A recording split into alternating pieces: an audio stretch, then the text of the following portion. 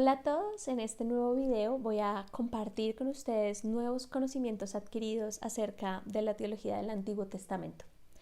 En este caso, hoy vamos a hablar un poco acerca de los ángeles, acerca de los serafimes, acerca de los querubimes. También vamos a tocar un poco el concepto de Satanás desde el Antiguo Testamento y finalmente hablaremos un poco acerca del corazón. El hilo conductor que a mi parecer tienen todos estos temas es la facilidad con la que podemos darnos cuenta que el Antiguo Testamento nos transmite la intención de estos conceptos, pero también nos vamos a dar cuenta que al estudiarlos, esa intención con la que viene el original de estos conceptos va a chocar con nuestra cultura, con nuestros conocimientos previos, con nuestro hemisferio del planeta. Nosotros los occidentales vemos las cosas de manera diferente a Oriente. Y cuando vemos esta comparación, cuando recibimos un mensaje natural sin tanta traducción, vamos a ver que quizás choca y quizás también con las tradiciones que tenemos cada uno de nosotros. Sin embargo, también cabe aclarar antes de comenzar estos temas, y es que todos estos conceptos los vamos a trabajar desde el conocimiento del hebreo bíblico.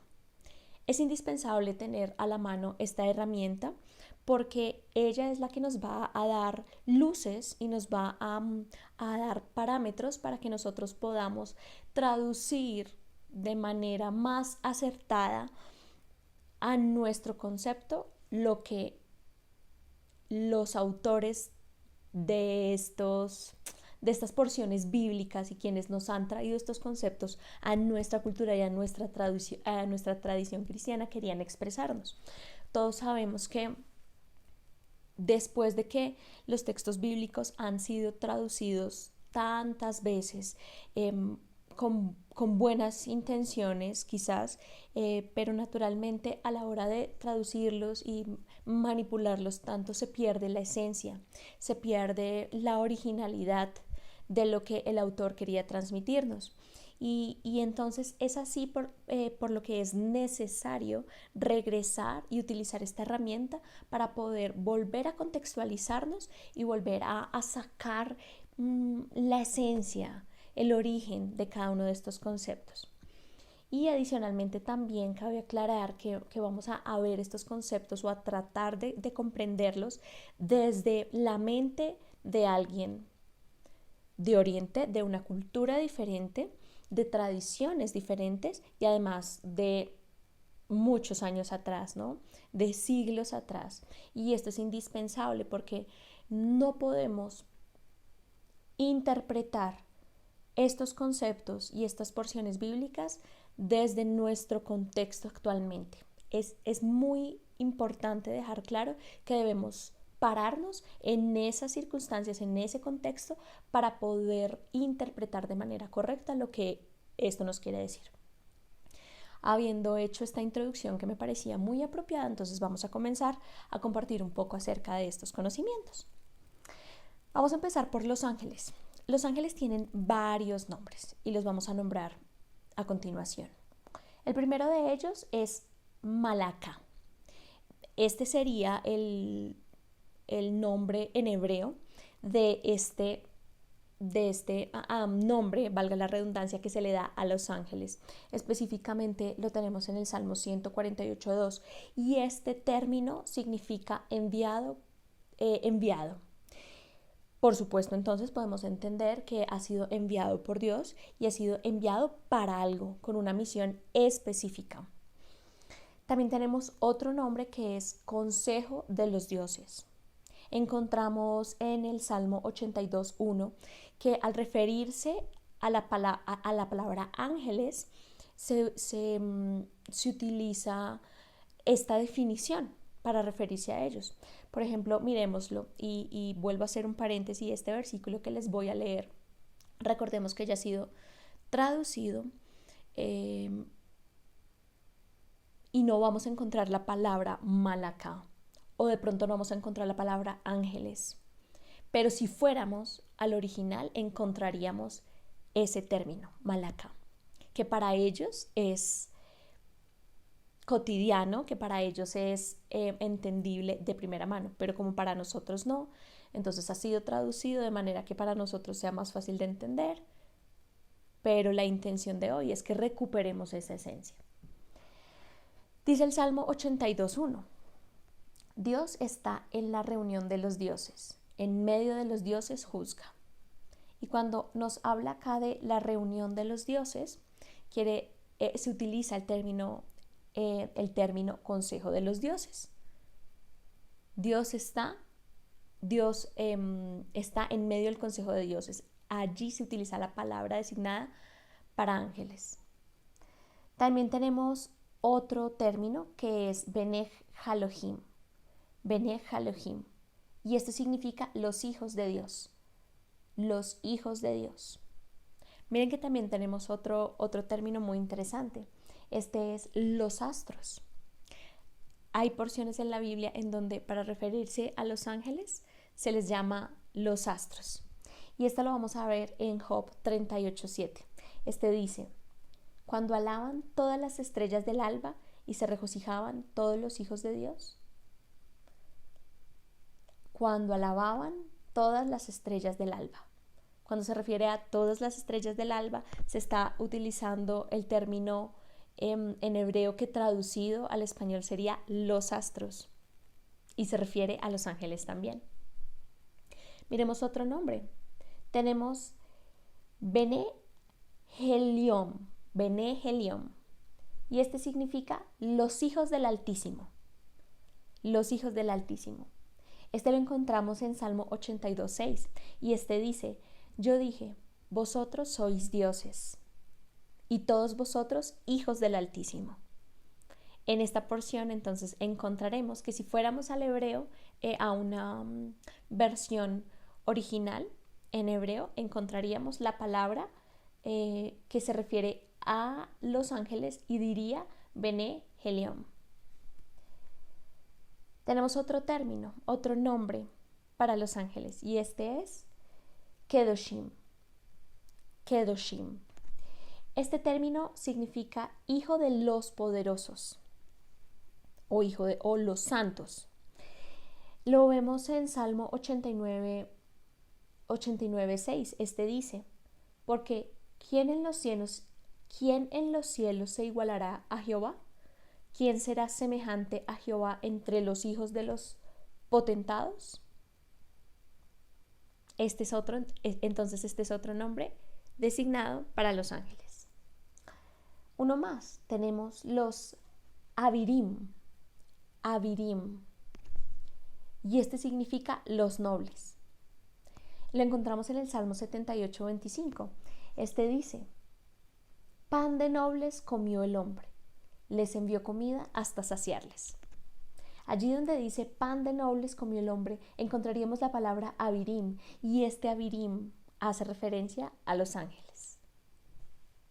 Continuemos un poco descubriendo más nombres que se encuentran en el Antiguo Testamento designados para los ángeles. Uno de ellos es Rami, que significa elevados.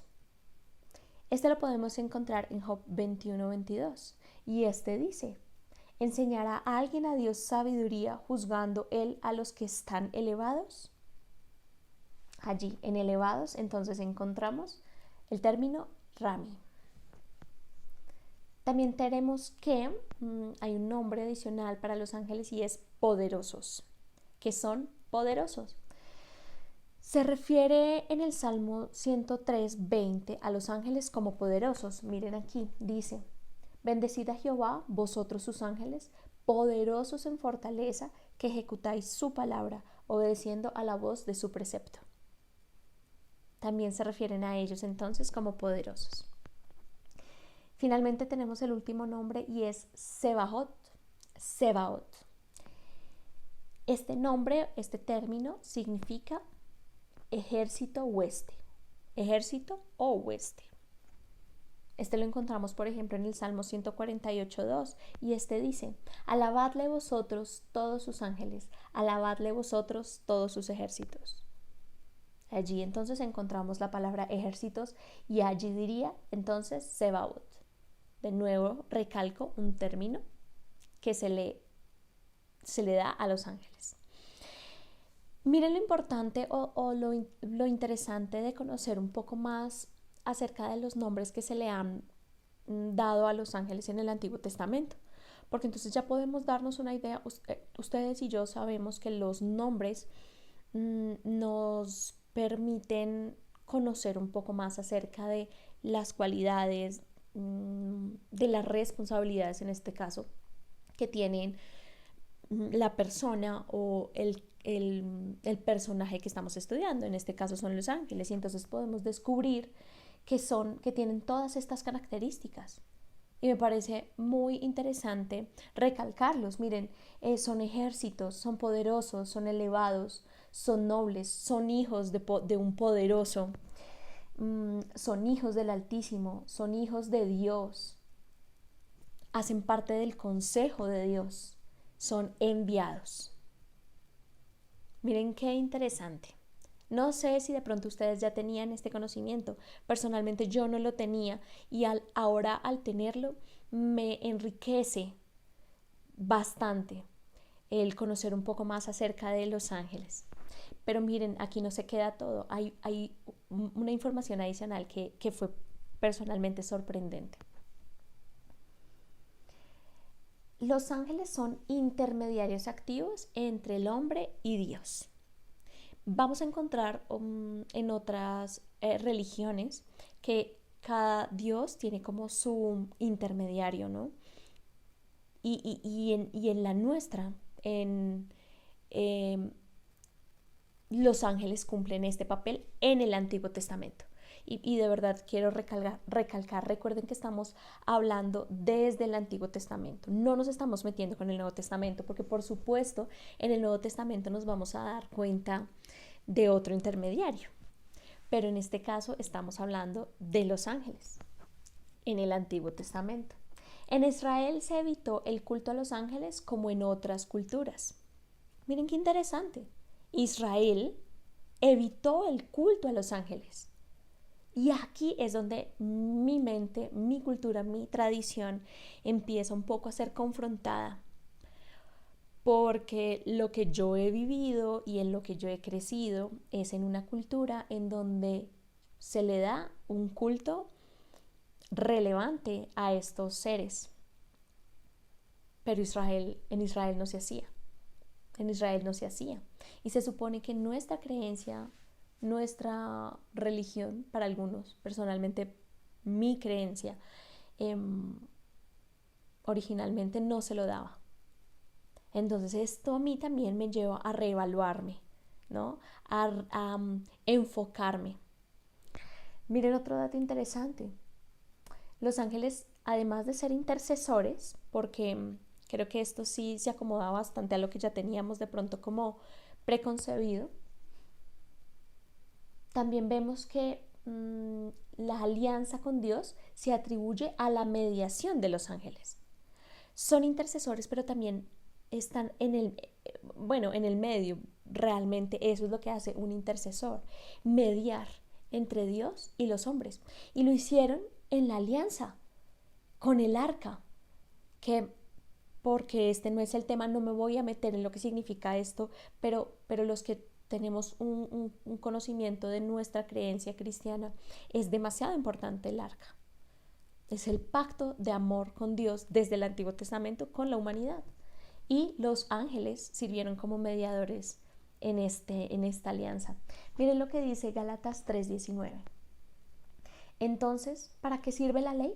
Fue añadida a causa de las transgresiones, hasta que viniese la semiente a quien fue hecha la promesa, y fue ordenada por medio de ángeles en mano de un mediador. Ellos la mediaron, ellos la tuvieron allí.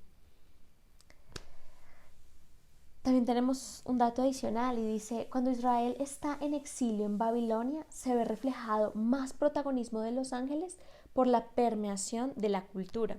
Entonces, si bien en un principio Israel evitaba darle este protagonismo a los ángeles, vemos que cuando fueron exiliados a Babilonia y estuvieron un tiempo allá,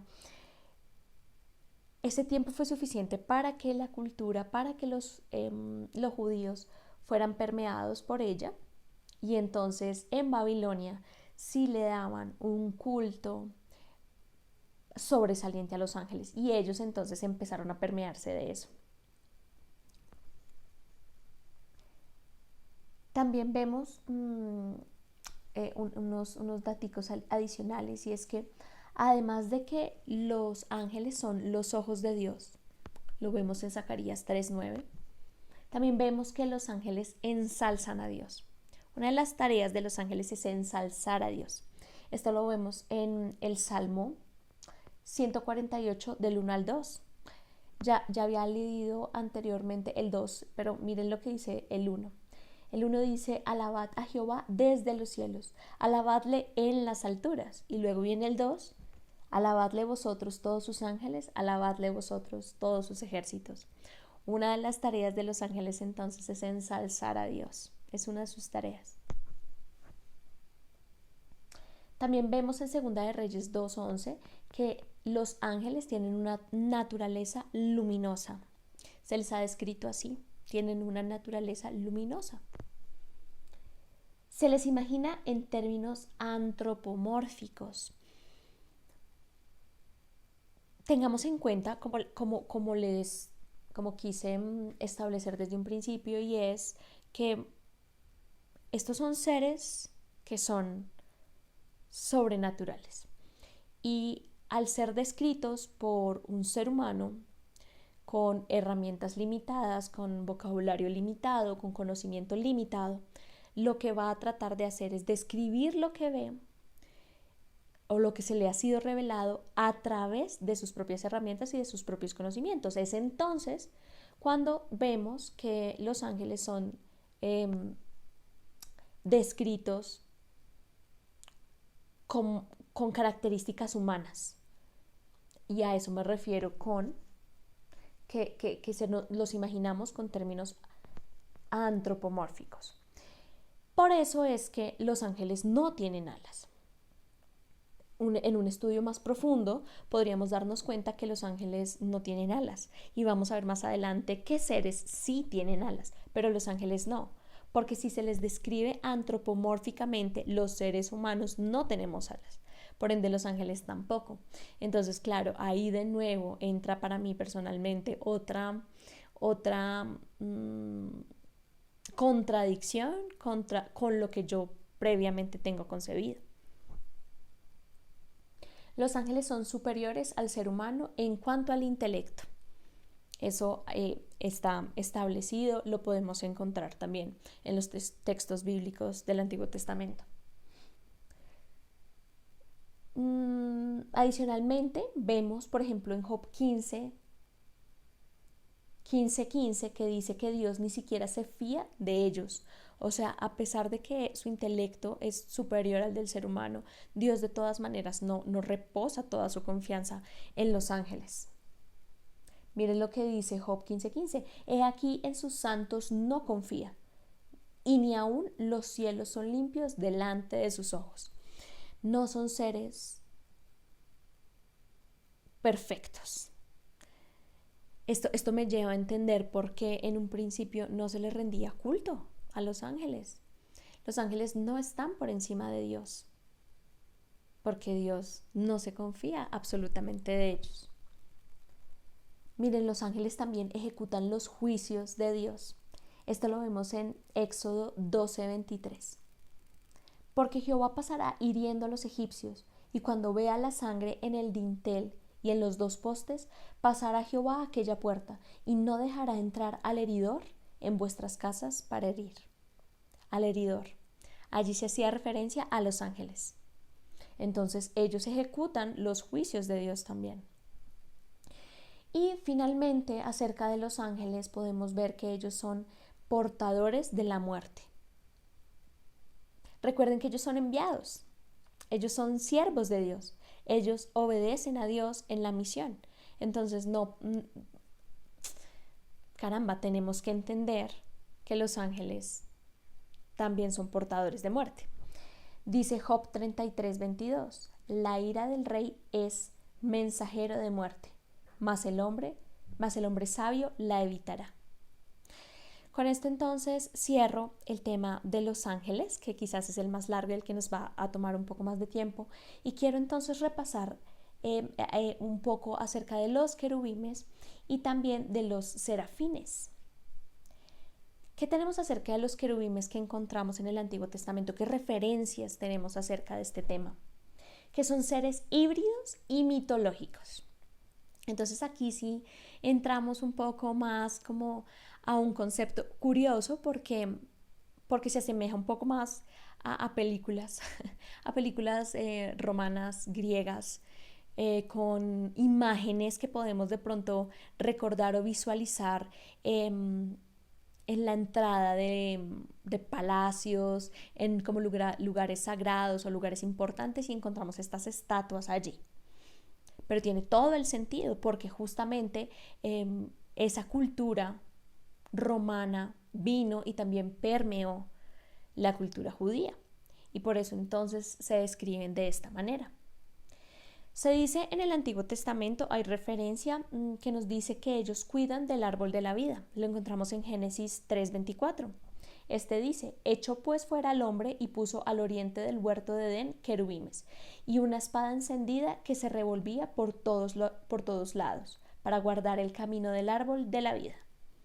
Entonces allí encontramos que puso en el Edén querubines para que ellos protegieran el árbol de la vida.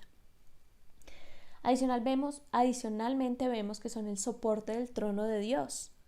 Encontramos referencia que nos muestra que Dios se mueve en ellos. Esto son como vehículos para Dios. Lo podemos decir porque en Salmos 18:10 dice, cabalgó sobre un querubín y voló sobre las alas del viento. Cabalgó sobre un querubín. Parece ser que son pues los vehículos de Dios. Me lo imagino yo, y de verdad un poco limitado desde mis herramientas, desde mis concepciones, como alguno de nosotros montado sobre un caballo. Dios monta querubines. También encontramos que estas figuras fueron sacadas de Babilonia, como les explicaba anteriormente. Estas figuras fueron sacadas de allí en primera instancia, ¿no? Por supuesto, ellos ya traían esta carga mitológica, y entonces por eso fue que los judíos tomaron estas herramientas para poderlos describir. También encontramos que los querubines toman forma o son descritos como nubes, vientos o tormentas. Lo encontramos en Ezequiel 1:13. Dice, cuanto a la semejanza de los seres vivientes, su aspecto era como de carbones de fuego encendidos, como visión de hachones encendidos que andaban entre los seres vivientes. Y el fuego resplandecía y del fuego salían relámpagos. Si examináramos este pasaje en el original, encontraríamos en el hebreo la palabra adecuada o la palabra que nos hace referencia a los querubines.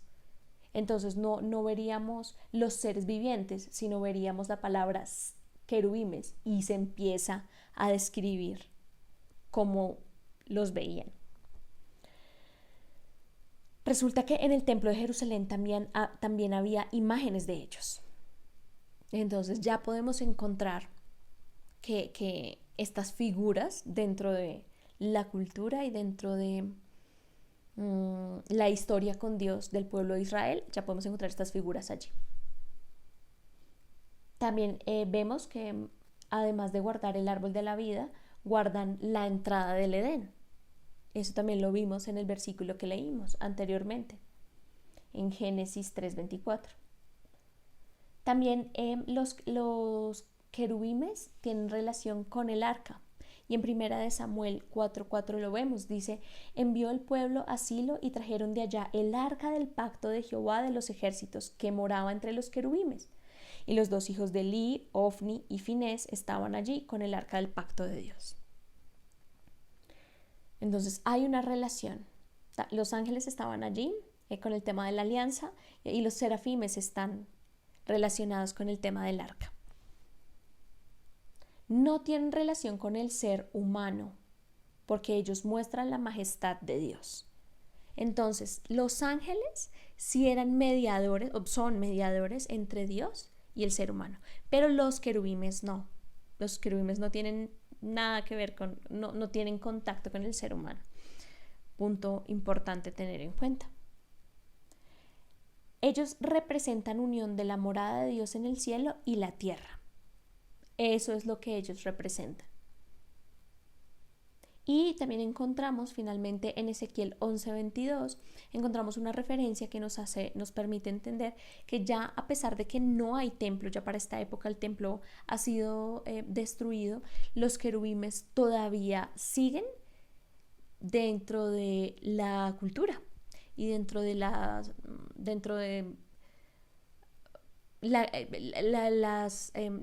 creencias de los judíos.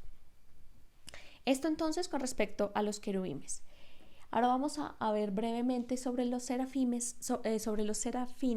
Sobre estos no tenemos una información muy profunda, muy amplia. De hecho es limitada, pero pues hay que hacer referencia a ellos.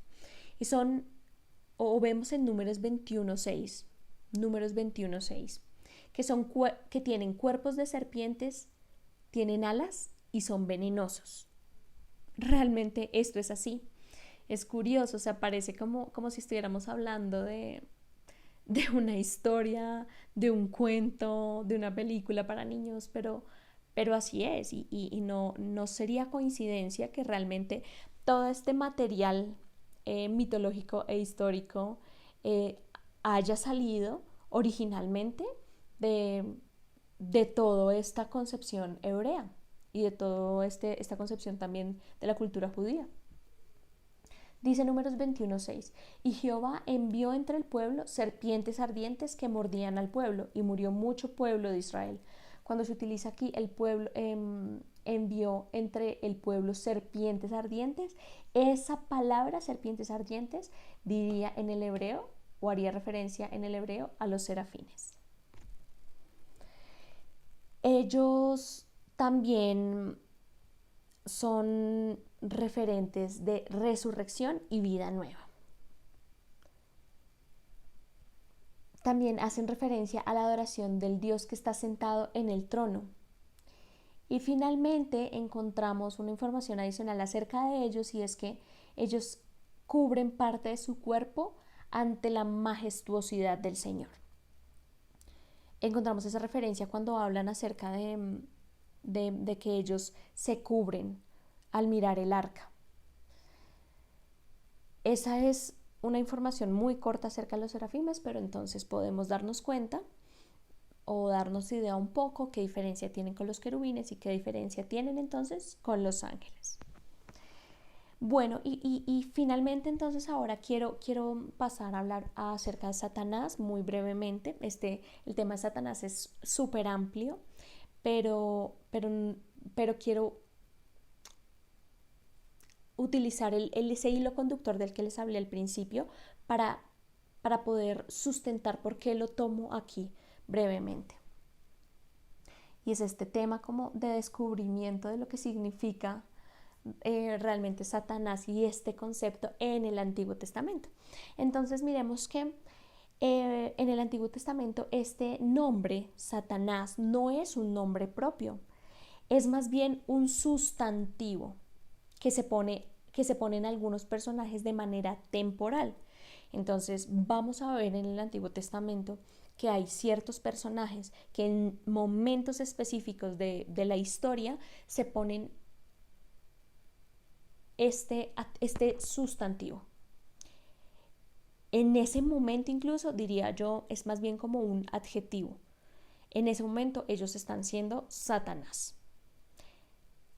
Pero por favor, recordemos entonces lo que les estoy compartiendo en esta noche es que no es un nombre propio en el Antiguo Testamento. Entonces, es simplemente un adjetivo que ellos están dando en ese momento, como si yo en este momento dijera estoy feliz, estoy molesta. En ese momento ese personaje se pone estoy Satanás. Hasta en Crónicas aparece Satanás como un nombre propio. Parece ser que el concepto de Satanás es un concepto muy tardío en el Antiguo Testamento. Entonces, los primeros vestigios que vemos acerca de este concepto, de esta palabra, por eso no, ni siquiera es un nombre propio, no se le alude a un personaje como tal. Y por eso hasta Crónicas entonces lo vemos por primera vez así. Crónicas, ahora tengamos en cuenta que fue el último libro escrito del Antiguo Testamento. O sea, imagínense, Crónicas, recuerden que a pesar de que Crónicas no esté, o sea, no, Crónicas no sea el último libro antes de empezar el Nuevo Testamento, pero aunque no está ubicado allí, sí fue el último libro escrito. Quiere decir que imagínense todo el tiempo atrás, todos los libros que fueron escritos y todavía no se le identificaba a Satanás con nombre propio. Entonces, hasta antes de Crónicas, Satanás es más bien considerado como un adversario del ser humano, que ha sido enviado por Dios, pero no es un enemigo de Dios. Y se utiliza mucho Job para entender este concepto, porque en Job vemos que Satanás es un instrumento de Dios. Es un instrumento de Dios para ejecutar, para permitir una misión particular con un personaje particular. Es un adversario del ser humano, pero no es enemigo de Dios. Es también un acusador celestial. Él lo que está haciendo es cumplir su deber. Él lo que está haciendo es cumplir su deber. Y ya, no es nada personal, no es aquí, y vuelvo y recalco, en el Antiguo Testamento. No es nada personal, simplemente está ejecutando una misión. En el Antiguo Testamento no se asocia a Satanás con el pecado. Este concepto se desarrolló en libros deuterocanónicos y apócrifos. Recordemos que estos libros no están incluidos dentro del canon bíblico. Son libros adicionales que son utilizados como herramientas para empaparnos un poco más de la cultura, empaparnos un poco más de situaciones y contextos específicos, pero no están incluidos dentro del canon bíblico. Es allí en estos libros en donde encontramos la relación que se hace entre Satanás y el pecado, pero en el Antiguo Testamento no. En ese momento se le compara, o en estos libros se compara Satanás con la serpiente de Génesis 3. Es allí. Esta creencia de Satanás relacionada con el pecado es pre-israelita, pero no es del Antiguo Testamento. Entonces hay que tener como esa idea clara. No hace parte del pueblo de Israel, o sea, es antes de la historia del pueblo de Israel. Encontramos que hay 3 nombres para Satanás en diferentes lenguas. Y en el Antiguo Testamento se le llama Satán. En el griego se le denomina diabolos.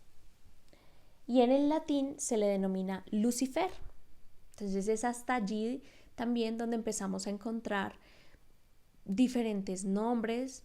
Y si estos nombres se encuentran desde diferentes lenguas, quiere decir que ya otras culturas entonces están empezando a indagar acerca de este concepto y le han aludido este nombre a Satanás.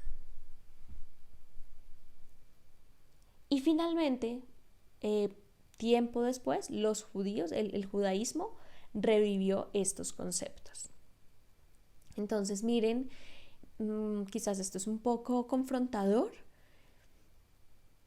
pero pues es interesante conocer, independientemente de la postura en que cada uno tome, pero es importante conocer la historia pues de Satanás. Cabe aclarar, por supuesto, y no será un tema que toquemos en este momento, pero si ya tuviéramos en cuenta el Nuevo Testamento, entonces encontraríamos información adicional que nos podría un poco hacer sentir un poco más tranquilos acerca del concepto que tenemos en la actualidad. Pero esto era lo que pasaba en el Antiguo Testamento. Y finalmente, entonces, quiero hablarles acerca del concepto del corazón en el Antiguo Testamento. En el Antiguo Testamento el corazón se considera como el órgano de los sentimientos y de las actividades, del entendimiento, de la inteligencia. Es el centro de la voluntad. El corazón, entonces, aquí cuando se habla del corazón en el Antiguo Testamento no se está hablando del órgano biológico que bombea sangre, que da vida, ¿no? El órgano. No se está asumiendo ese órgano, sino se utiliza este concepto para denominar o para incluir o para recoger en una misma idea todas estas anteriores. Las repito: los sentimientos, actividades, entendimiento, inteligencia y la voluntad. También es el centro de impulsos y sentimientos. Además, allí se encuentra la intuición y la clarividencia. Lo podemos encontrar en 2 de Reyes 5:26. También podemos encontrar que 1 de Reyes 8:23 nos habla del corazón como el centro de la fidelidad. Encontramos también que en Génesis 8:21 un término que es sinecdoque, y este término lo que se utiliza es para hablar de la totalidad del ser humano. O sea, se hace referencia al corazón para hablar de la totalidad del ser humano. Designa la conciencia, designa también la potencia o deseo sexual. Está en el corazón el talento de cada ser humano, las distracciones y también el amor. Toco este tema del corazón muy por encima porque quiero utilizar un tema más para reforzar mi hipótesis o el concepto que yo quiero compartir, y es qué interesante, qué confrontador, qué diferente es ver conceptos desde la vista o desde los ojos de aquellos que escribieron o que nos compartieron estos conceptos de manera bíblica. En conclusión, y para cerrar este video, para cerrar mi intención de compartirles esto, es: tengamos en cuenta siempre el contexto, tengamos en cuenta el Antiguo Testamento con su lenguaje, con sus herramientas, con sus creencias, con su cultura, para poder interpretar un poco mejor estos textos que, si bien hay que decir, son bastante lejanos a nosotros, pero es tiempo de dejar de cometer errores y manipular de manera incorrecta la palabra de Dios. Para mí ha sido un gusto compartir con ustedes esto, para mí ha sido un gusto aprender estos conceptos. Tengo que confesar que, por supuesto, no soy la última palabra a la hora de contarles esto. Recalco, estoy transmitiéndoles un conocimiento que estoy adquiriendo, pero definitivamente estos son temas que hay que profundizar mucho más, a los cuales hay que dedicarles mucho tiempo. Realmente este es un abrebocas a todo un mundo, una cultura completamente diferente a la nuestra, que valdría la pena investigar y aprovechar, y creo que es nuestra responsabilidad a la hora de formar nuestras convicciones y también a la hora de compartir estos conocimientos con otras personas. Ha sido un gusto entonces para mí compartir esto. Espero que sea útil para ustedes y me despido. Muchísimas gracias. Adiós.